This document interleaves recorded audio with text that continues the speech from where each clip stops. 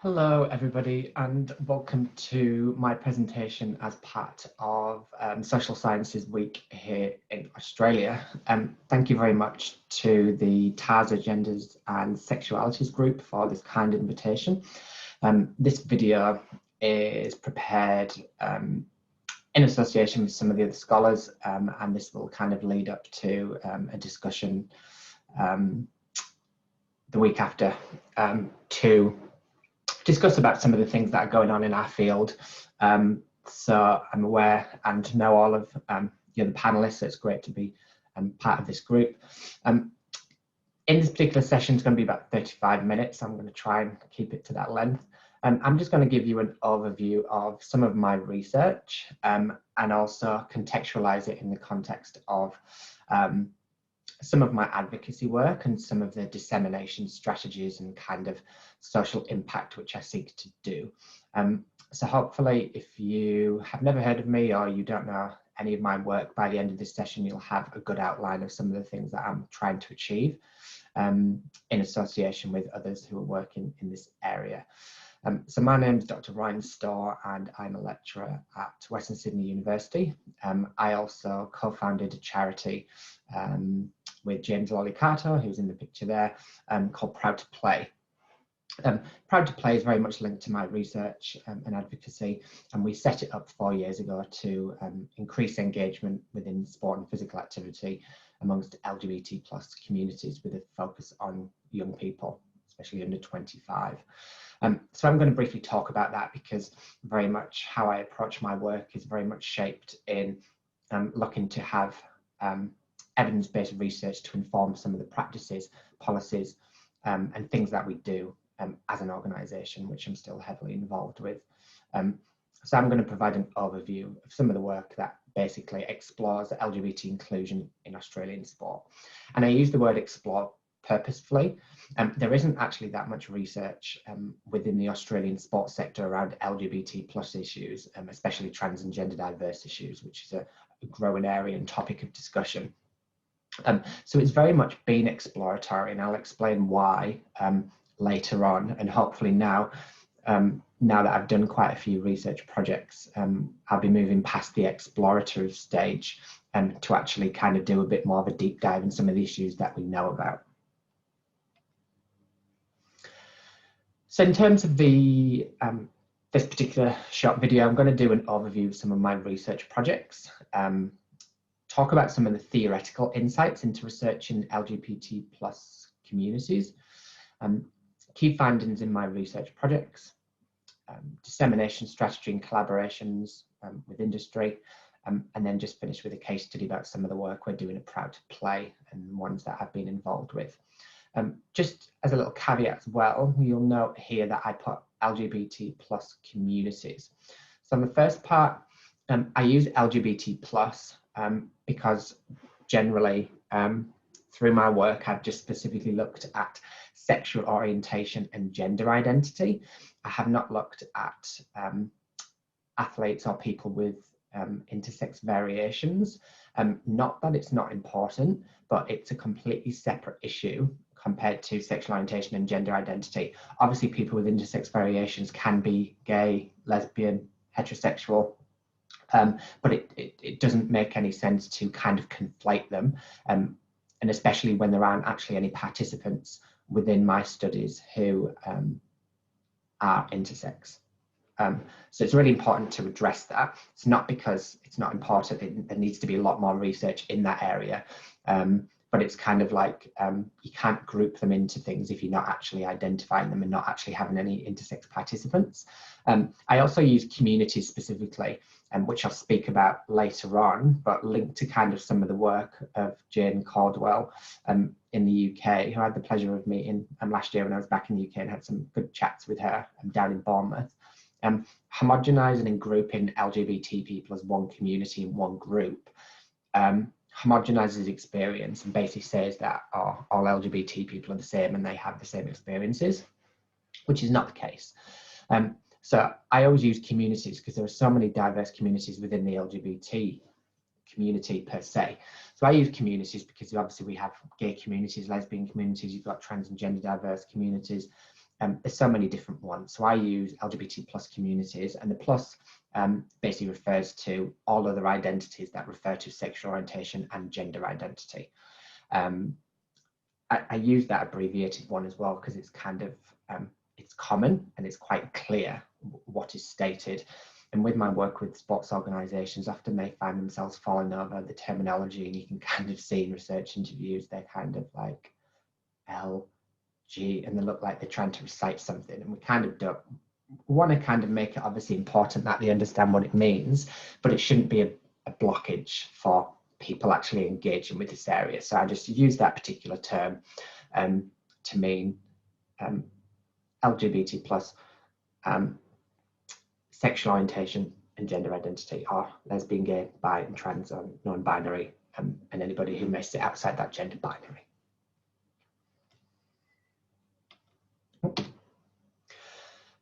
So I just wanted to include a little video just so you don't have a full 35 minutes of me speaking.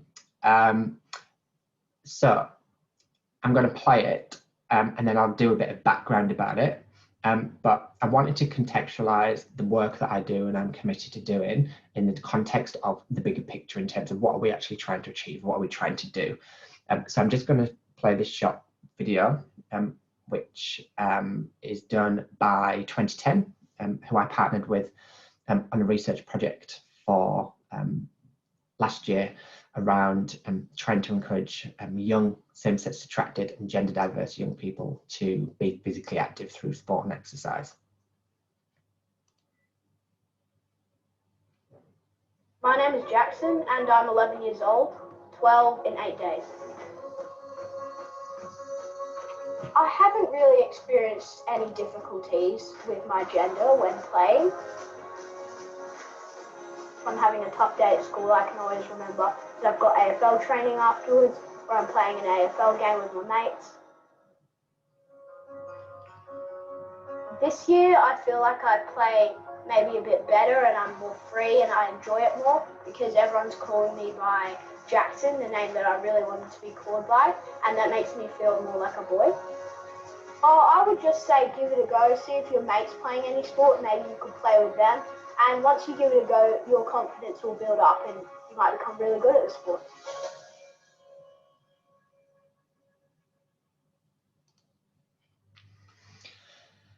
So that is Jackson. So I have the pleasure of working with Jackson's mum, Chris, in the Gender and Sexualities Research Group. And Jackson was part of that kind of promo, which is a 5-minute one. So I would strongly encourage you to have a look at it. But that is really important for me because young people are the future, as Whitney Houston once sang about. And the work that we're doing in the research that I'm particularly doing is trying to create and foster a more inclusive environment for young people now, but also in the future.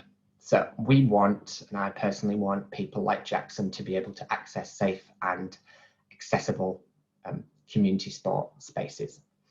So we need to do work at the community level. We need to do work amongst youth environments so that people like Jackson can play sport and engage in sport now and in the future. So it's very much trying to foster and trying to create a new generation of young people who see sport as an option for them. Because often through the work of Proud to Play that I've done and my research, the Game to Play one, which I'll speak about, young people don't perceive sport as a safe space, and we've known this for many years. The research continues to show it. So what we have to actually do is try and change this space and make it inclusive for LGBT young people, because they could really benefit and use the power of sport to help on occasions turn their lives around or to feel included. The idea of social connections is really important, especially during the pandemic, but I think it's also really important to think about helping reduce social isolation, etc., within the context of peer rejection. And some of the studies and other trans pathway studies shows that often, especially amongst trans and gender diverse young people, some of the mental health problems that they might experience is because of peer rejection and discrimination. So we need to try and connect young people through the power of sport to help contribute to increased health and well-being. So some of the work which I'll discuss is very challenging, it's very hard, it's very tiring, a lot of resistance to it, a lot of backlash often, but it's people like Jackson and the families who kind of make it all worthwhile and actually do drive me to keep doing some of this work. And ultimately, regardless if I'm doing work with organisational contexts, with LGBT people, with leagues and associations, the bigger picture is to get more people involved in sport and to experience the benefits of sport and physical activity for everybody, but especially LGBT plus people and especially young people.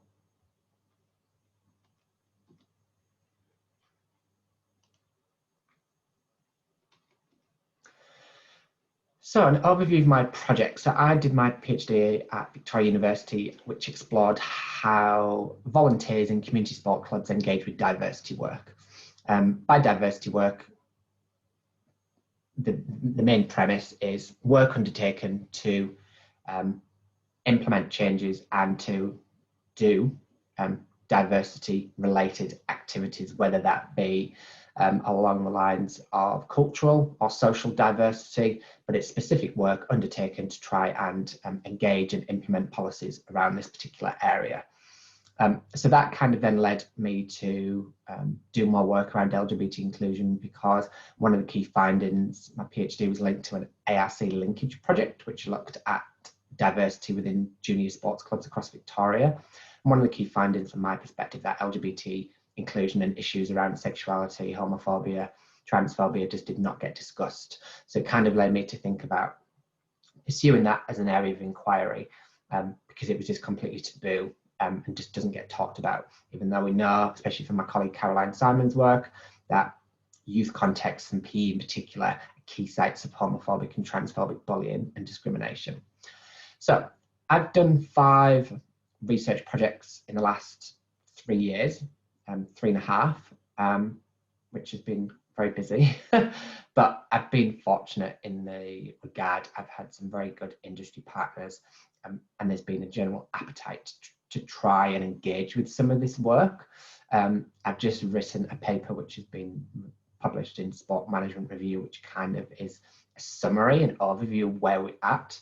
And one of the things that I argue in that paper is that we're at the level of engagement. So Australian sports organisations are engaging with LGBT inclusion, which is a positive, and we're working towards inclusion. I wouldn't say we're there yet. Just because you're engaging with something doesn't necessarily mean that you are fully inclusive of all LGBT plus people. So I'd definitely say the journey has been started, but we're at the start of that journey, and there's a long journey to go for the full inclusion of LGBT people across all sporting contexts at the elite and especially at the grassroots level, where my area of concern is. So the 5 projects, just to give a bit of an overview, I did an evaluation of LGBT inclusion in Australian cricket. So that was a mixed methods large study, 336 surveys, 17 key stakeholder interviews. That research paper is hopefully under review now.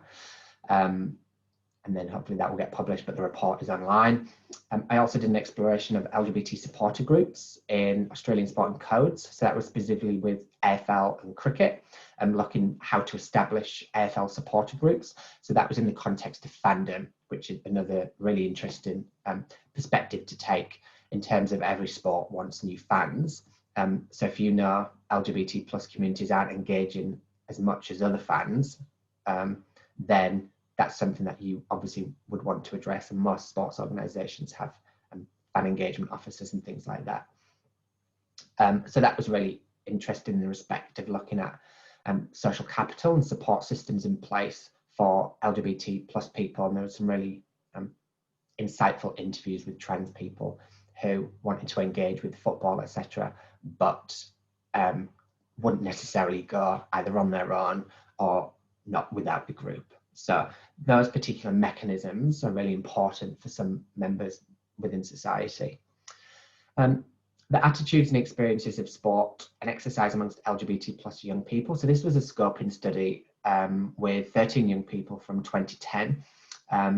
Since Caroline Simon's work around Come Out to Play and Equal Play study around the impacts of homophobic and transphobic bullying on LGBT plus young people, which showed that it has a detrimental impact on young people. Increased rate of mental health issues such as anxiety and depression. So that was in 2010, 2014. So now in 2020, so I wanted to look at what the state was now, because there's an area of scholarship from some researchers around inclusive masculinity, which suggests that sport, there's a decreasing amount of cultural homophobia within sport, and some sporting environments, especially online environments, are more accepting and inclusive of sexual minorities in particular, especially gay men. So there are a fair few publications around that particular area, but from an Australian perspective, I was yet to see any indications of that. So I wanted to kind of see what the current state of affairs was with LGBT young people, especially after starting Proud to Play. And that was really interesting, again, hearing some of the narratives from the young people, where people in that particular sample, most of them were actually trans and gender diverse. So that was really novel in terms of having a group of participants from that particular demographic. But they particularly wanted to participate in sport and exercise and knew the benefits. They just either didn't know how to, or they were too affected by the discrimination and things like that. And many young people in that particular study spoke about the impact of things like Israel Folau and Margaret Court. They just couldn't understand why sports stars were going out of their way to kind of foster a hostile environment and discourage them from participating, especially trans and gender diverse young people. So we're hopefully going to do a follow-up study around that, around participation rates.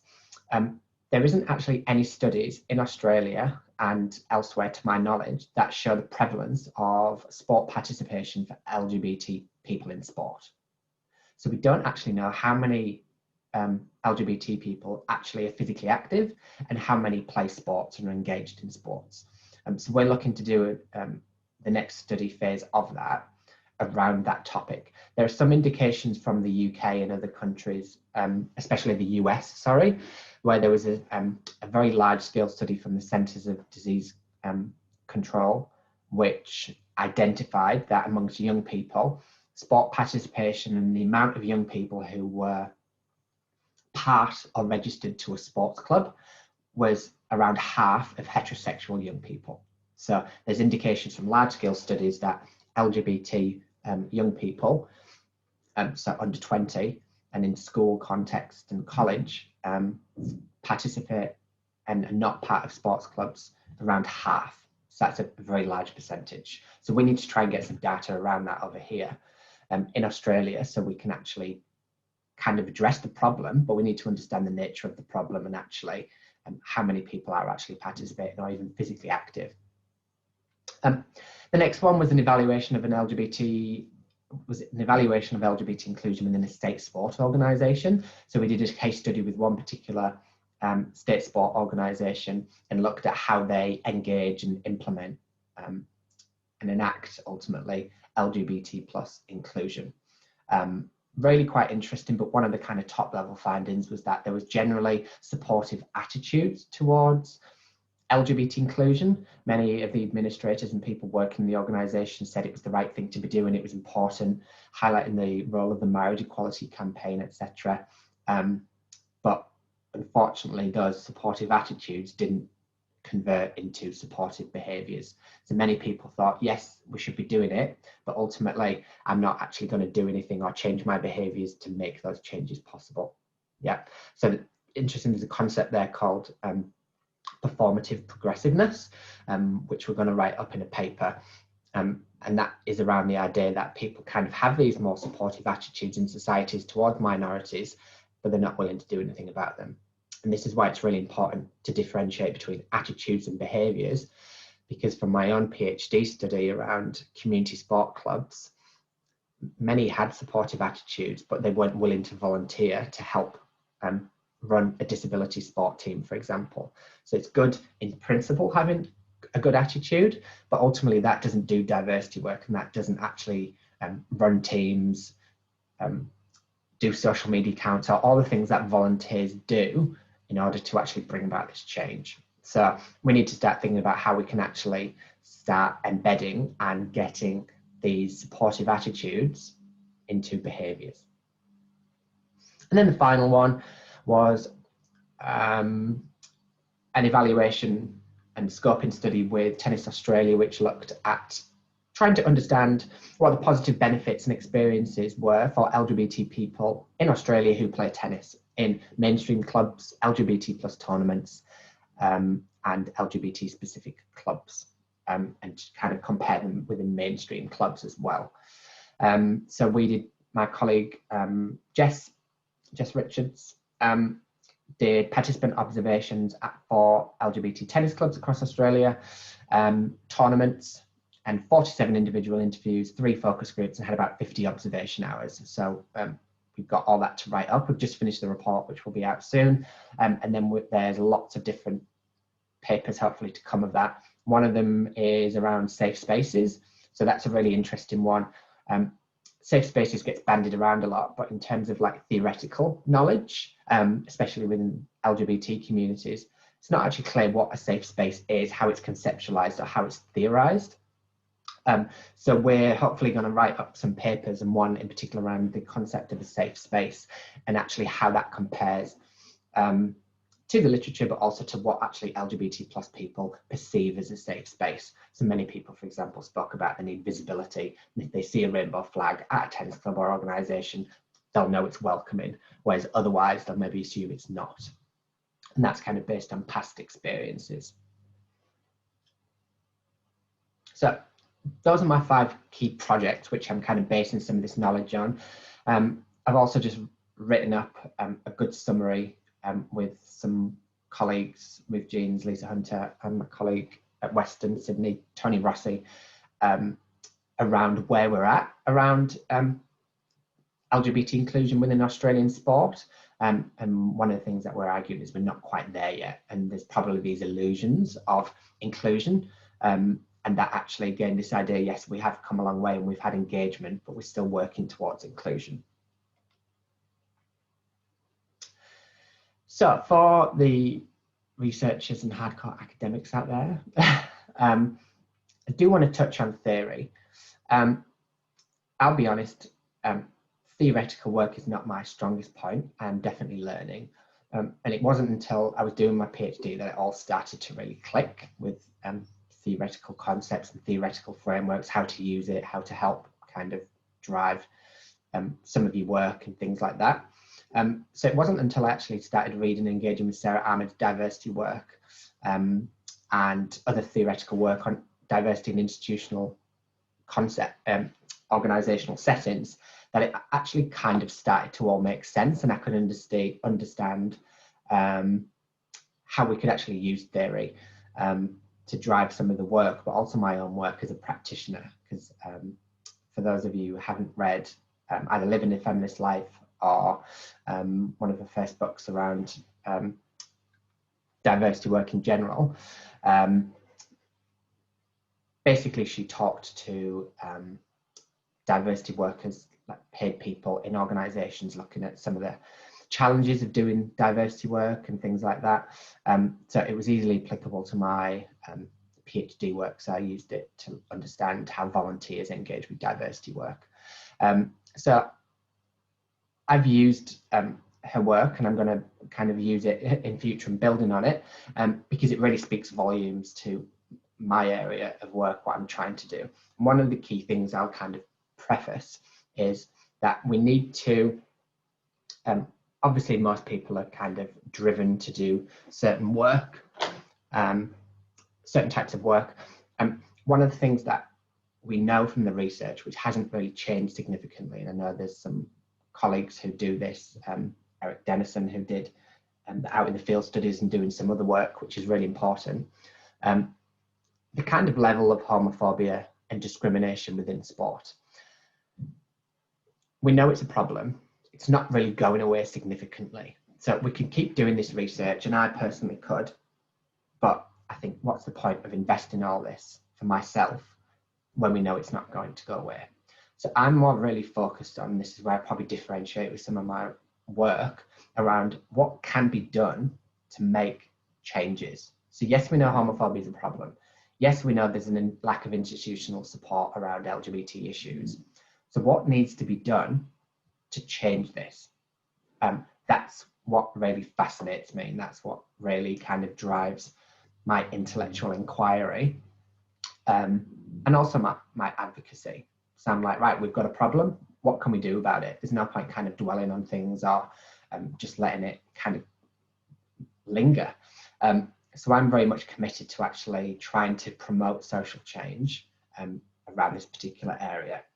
So some of my earlier projects have very much focused on organizational perspectives. So evaluations of a state sport organization, evaluations of organizations, and looking especially at management theory. So I've used commitment to diversity,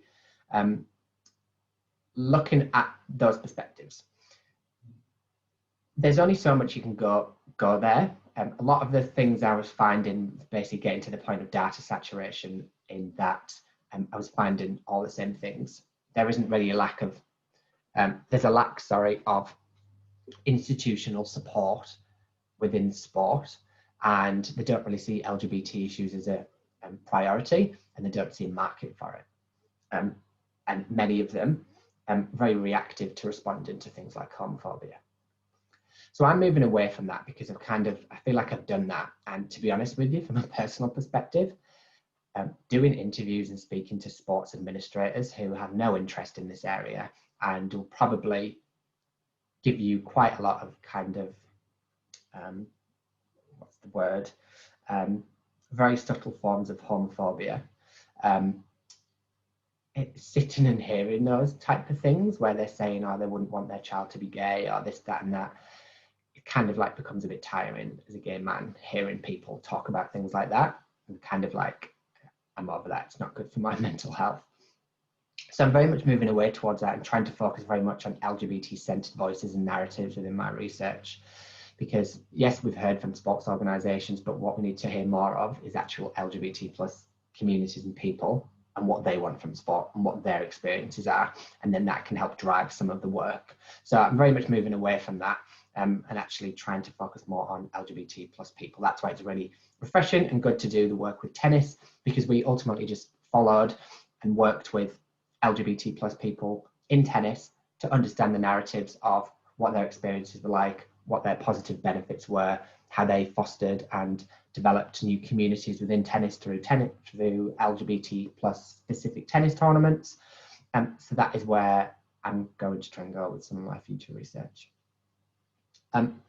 Data shows discrimination is still prevalent. Most of my research shows that. For example, when I do coding on in vivo, there's always one around discrimination, homophobia, transphobia, across all of my projects. Trans and gender diverse people cannot access safe sporting spaces. So this is a specific area of inquiry that needs much more attention, much more investment. And we need to do a lot more work to try and make trans and gender diverse people feel accepted and safe in sport. And this also needs to be kind of a joined up approach, especially in the context of violence towards women. Through Proud to Play in my own work, we hear lots of stories of discrimination, abuse, violence within sporting spaces towards trans women. Trans women are real women. So within the context of violence towards women, this must be noted and addressed accordingly. So I think that is very much an area of research that needs developing in the years to come.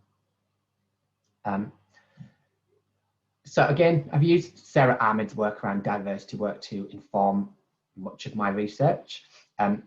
Interestingly, so two key ideas around diversity work that she conceptualizes. One of them is when a person does not inhabit the norms of an institution, which then drives them to kind of change the institution to include them.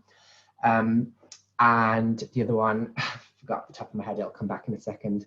Another particular component is when you're, I'll come to me in a second, but it's when you're trying to drive change. So there's two key components of diversity work. So I'm kind of looking to try and understand the context within LGBT plus communities and seeing how that some of that theoretical work corresponds to it, but then also drives it. So one of the kind of additions that I want to add to some of that work is the idea of when people do diversity work, it is very much because they have to. So when there's actually a lot on the line. So many people who are doing these supporter groups or organising events, tournaments for LGBT people, they're not doing it because it's like a luxury. It's because they have to, because they've no other option. So for some of the people I've spoken to, doing this type of diversity work is absolutely essential, and they don't have a choice. So they have to create a new sporting structure and space to engage, because the current structures that are in place in sport do not include them, and they're not safe, especially. So using a lot of that work within my own work, and look, it's really helped me as a practitioner, because it's kind of like one of the things is the concept of coming up against the institutional brick wall or an institutional plumber. The brick wall is basically when you just get to this brick wall and you can't go anywhere else. Kind of like, I'll give you an example, when you're trying to collect data or get sports to have a gender item, not just male and female, which is sex anyway. And the kind of like computer says no. One sport we worked with did a different one that said other. But then when we went to try and find out how many others were, it was like, oh, the computer can't process it. So there's often occasions where you literally feel like you're hitting your head against the brick wall, and I constantly get that. Another one is the institutional plumber, which is a really interesting concept, and one that I find myself in. And this is the idea that diversity workers are understood to be institutional plumbers, because they have to find where things get broken off, there's blockages, and work out how to get through them. And I've had lots of stories around this, especially working within institutional concepts like sport. You could be working with an organisation, you're doing great work, you're trying to get stuff going, programs and practices, and then suddenly you get to a certain level of leadership and then it gets blocked. And then it's kind of trying to understand, well, why is it getting blocked? Who's doing the blocking? On what grounds is it being blocked? There were some examples of trying to get support for marriage equality, like publicly. There was a lot of organisations that said, oh, we don't want to get involved, we want to be neutral. And then you're kind of working with them and thinking, well, who's saying this? Is it board members? Is it a CEO? It's a really interesting concept, because you kind of try and figure out where some of these problems are arising and how. And from my own work and just networking and friendships and circles, it's often senior leadership in the very high levels where the blockages get. And ultimately, they have the decision to say yes or to say no, and they don't need to give any explanation. And often it's not based on any type of evidence, it's just personal pressures or their own understandings of a particular subject. So there's lots of different aspects to diversity work, but for me, I'm really interested in thinking about how we can actually change sporting context to include more people. And I've just included some pictures here just for some context. So the first one was when I was doing my PhD. I did ethnography and spent about a year and a half at a community cricket club. And I'd do observations, I'd volunteer, I worked alongside with the intellectual disability team. Working within those structures and trying to bring about change and to work with athletes with intellectual disabilities and just working against institutional norms was hard work. So this picture literally is me on a 40-degree day at like 12 o'clock on a Saturday at the club, we'd maybe had a training session or something, and then I was waiting for the senior matches, and I was literally just sick of my life. Often diversity workers, and me in particular, feel like this around some of this works. Often you feel like you're not getting anywhere. It's hard work. It's very personal. Someone's kind of saying, oh, I don't believe in this work, or ultimately it perpetuates this understanding that LGBT people, there's something wrong with us. So diversity work is hard work. It's persistent work, and it's not easy. One of the other things around diversity work, it's very time consuming. And most of the people who are engaged with this, there's a lot of people and advocates who I know of in Australia, especially in the women in sport movement. Mary is a very good example, who does and runs Ladies Who League. Wonderful, wonderful person. Love you, Mary.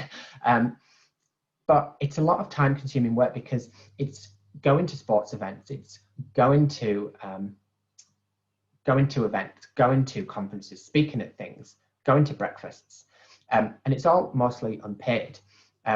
Obviously there's an element of my research where I have to do it, but most of the work in terms of the advocacy stuff we all do outside of full-time jobs.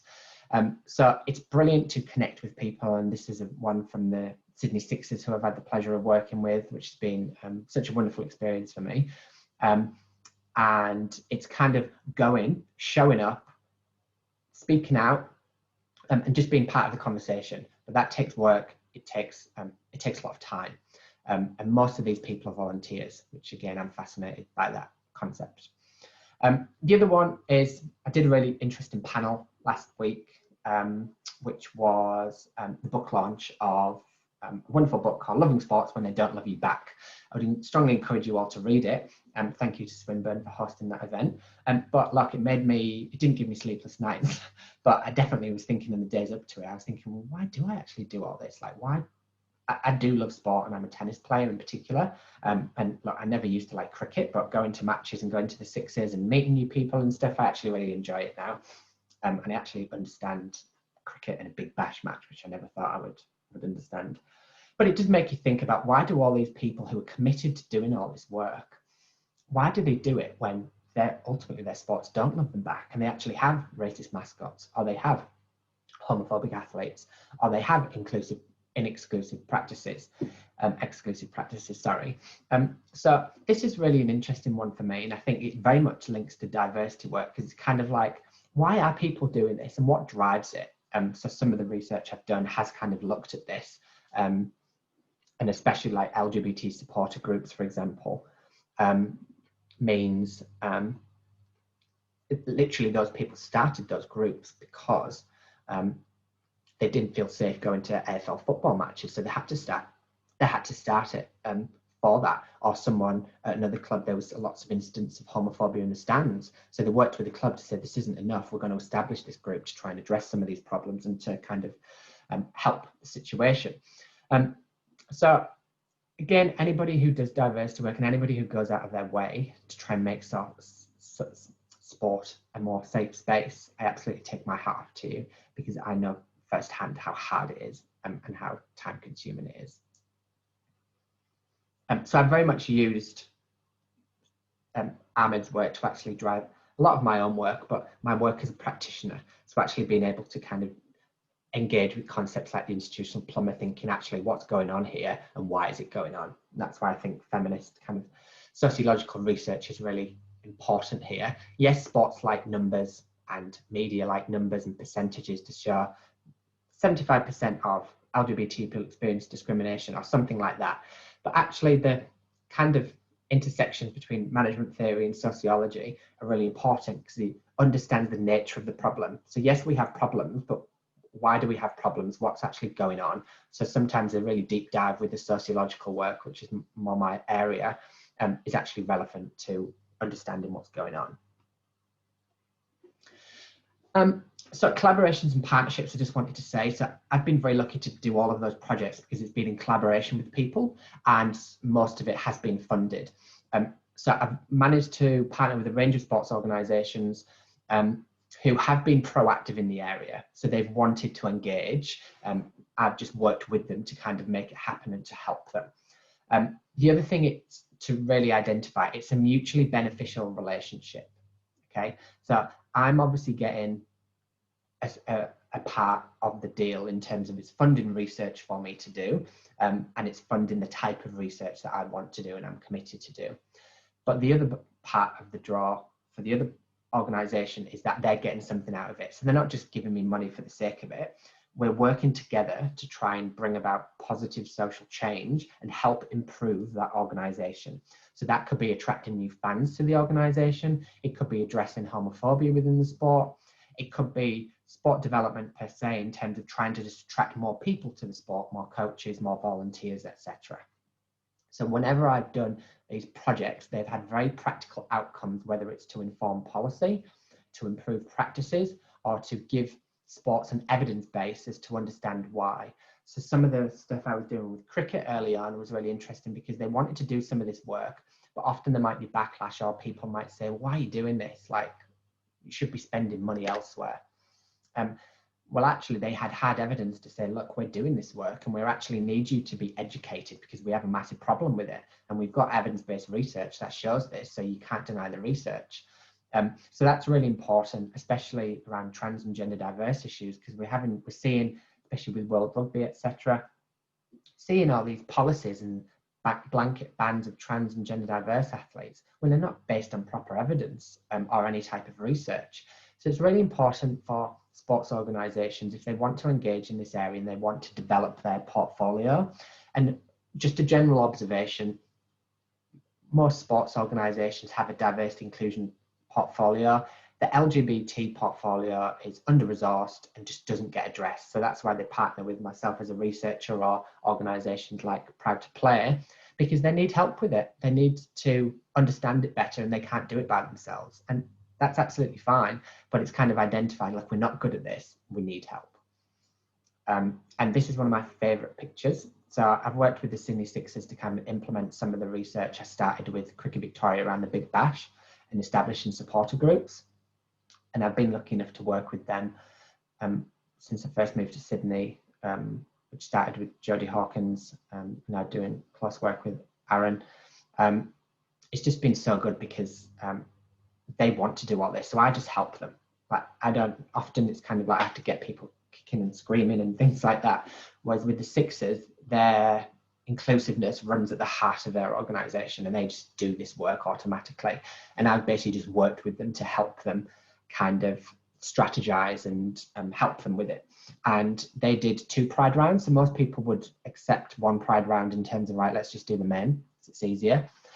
They did a women's and a men's pride party. And this is one of the projects which I was particularly love because we've been doing a lot of work with rainbow families. So same-sex, trans and gender diverse identities within family structures.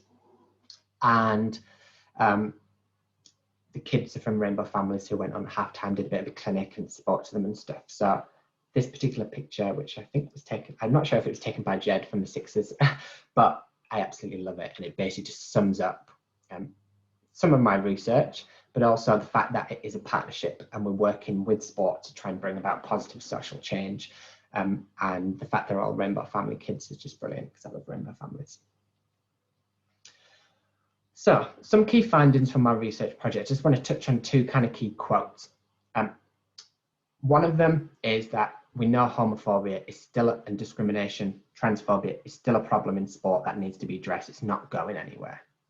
And I'd definitely say, because we're kind of seeing more of this free speech, political correctness gone mad within society, it's filtering in sport, and sporting context basically kind of allow people often to say this, which goes unpoliced. So this is from a gay male volunteer. Look, we've certainly had small amounts of resistance. We've certainly had a little bit on our social media, particularly in the first 12 months, people sort of making some negative comments, and it might be through friends that they've seen who've liked a post or something like that. And the majority of it is, why do we need this in sport? But sometimes it's a wording around that. It's not just the comment, it's why the fuck, or why this shit, you know what I mean? So even participants and volunteers still experiencing resistance, discrimination in terms of why these structures are needed. So often people were like, look, we'd love to not be able to have a supporter group, or we'd love to not be able to have this in place, but it's needed. So the other aspect is the positive things, which I think is a real key area that we need to focus on. What we need to try and do is understand what benefits LGBT plus communities get from participating in sport and physical activity, and how we can document them and showcase them to try and encourage sport and leisure providers to actually provide more inclusive opportunities to be able to provide benefits and ultimately positively impact the health and well-being of LGBT communities across Australia. So this is particularly pertinent. And I actually remember doing the interview, and I actually remember reading it over and over again, and it kind of brought a tear to my eye. Well, it did, because it's kind of just like, it really shows you the intersections between being an LGBT person, especially in the context here, a gay male tennis player again, and they just want to play sport. They on this occasion, the person just wants to play tennis, and they want to do it just to be themselves without fear of ridicule, discrimination, or societal shame. They just want to hit a tennis ball. And when we think of it like that, it's kind of like, why is this so hard? Like, why are people trying to stop people from enjoying the benefits of sport? So this one was someone who was part of an LGBT tennis club. When I came to Sydney, I was just learning to be okay with my sexuality. I was just coming for the first time, and to go to a group every week who were everywhere on the spectrum in terms of openness, flamboyance, life, and every single person was accepting and wonderful. Like, I was freaked out by drag queens when I first moved to Sydney. I was freaked out by flamboyant people. I was freaked out by 3/4 of the spectrum, because I came from a religious home where I'd never seen any of that. All I'd seen was the Mardi Gras, and that was my expectation of what gay people were like.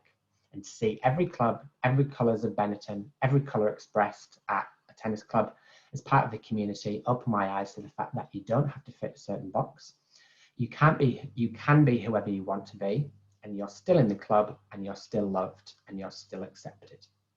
And tennis to me was that area where I could just got that awareness that I didn't have to change. I could just be me. Like, even just reading that now kind of brings shivers. Ultimately, people just want to play sports, and they want to do it leisurely, and they just want to do it without being judged. And so for me, that's a really hard-hitting quote, because we know that sports and things like tennis can be a safe space. It can be a really positive experience. Ultimately, though, we just haven't been able to document those experiences as probably as much as we'd like. And they definitely aren't like that for everybody. We do know people do have positive experience. Me personally, I've had always very positive experiences in sport, which is why I kind of want to do this work to show the benefits are there if it's done correctly. But we can't not acknowledge the fact that discrimination and homophobia is still rife. So that gives me hope, and that's what we're hopefully me personally, going to try and focus on more around the positive benefits and social capital in particular, and social connections, and how being part of sport communities can actually help foster and reduce feelings of loneliness and social isolation and things like that.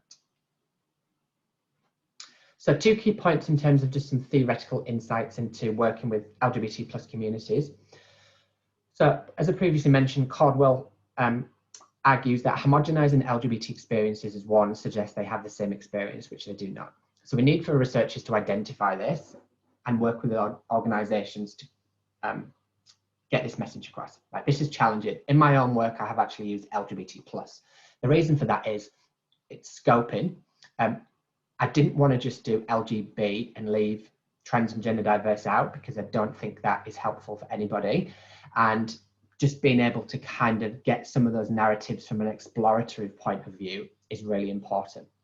The challenge as well is sports organizations see diversity and inclusion as one big box. They compartmentalize the boxes, cultural diversity, Indigenous, women and girls, disability, LGBT plus.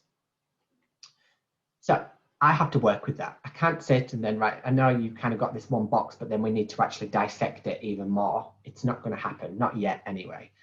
So we just have to work with what we've got. If an organization says and wants to fund research looking at LGBT plus, I need to kind of work with that.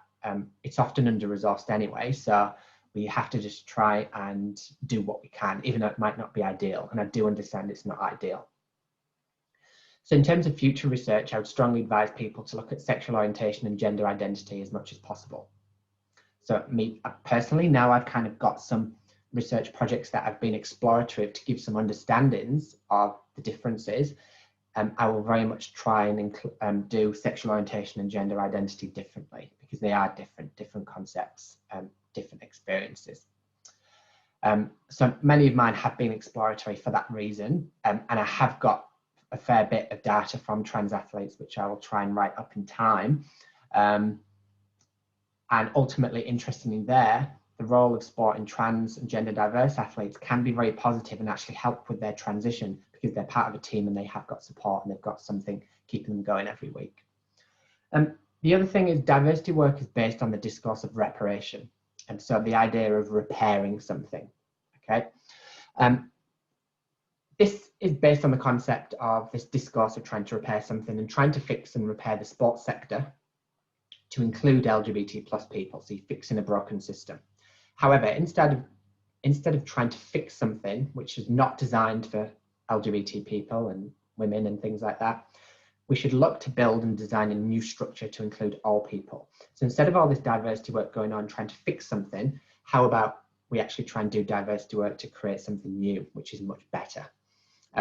My data demonstrates that this is happening already across LGBT communities. And I'll give you an example. The LGBT supporter groups and the AFL, they are a structure outside of the main one, although it's kind of integrated. It's a new structure, an inclusive structure to include LGBT people, which is new and includes everybody and LGBT plus people. So we know that this is actually happening instead of just trying to kind of fix and link into something that is existing. The existing structure isn't working and it's not a safe space. The other thing as well is, which is in my recent Sport Management Review article, links to critical diversity management scholarship. So the idea of the business case and the social justice case. As I said in one of the things I did last week on the Love in Sports panel, I don't understand why, if you're a sports administrator, you're a CEO and you want to build your sport and develop more income, why you exclude 10% of the population. It doesn't make business sense. So I think I'm really interested in this idea when LGBT diversity is good for business and people put rainbow stickers on like Pride and Mardi Gras and stuff, but on other occasions it's bad for business. And there are instances where it's kind of like you have Israel Folau or Margaret Court, and some people say, no, well, they're sports stars, or we need to celebrate their achievements and you can't separate them. So there's a really interesting relationship between the business case and the social justice case. Finally, because I know I'm probably waffling on, the dissemination strategy and policy implications. Most of the work that I am doing is around trying to inform policy and improve practices. So Proud to Play, www.proud2play.org.au gives a lot more information on it. Look at our impact report that we've recently done, which shows our impact in communities across Victoria. We do education and training, sport development programs and initiatives. We have a Rainbow Sports Alliance, which is basically an alliance of, I think, up to 12 sports in Victoria now who are part of an organisation which kind of works together to try and improve change. Engage in programme delivery, research and events to increase LGBT participation in sport. So recently our projects of what we've done quite a few on education, and we've got a few coming out recently to try and help educate the sports sector around LGBT inclusion issues in sport. That is me. Give me a follow on Twitter, Dr. Ryan Storr. Really interested to hear your thoughts about some of this, and hopefully those of you who get the chance to watch it before the discussion with Maddie and Indigo, then we can discuss some of these issues that have kind of come up. Otherwise, thank you for listening and enjoy the rest of your weeks.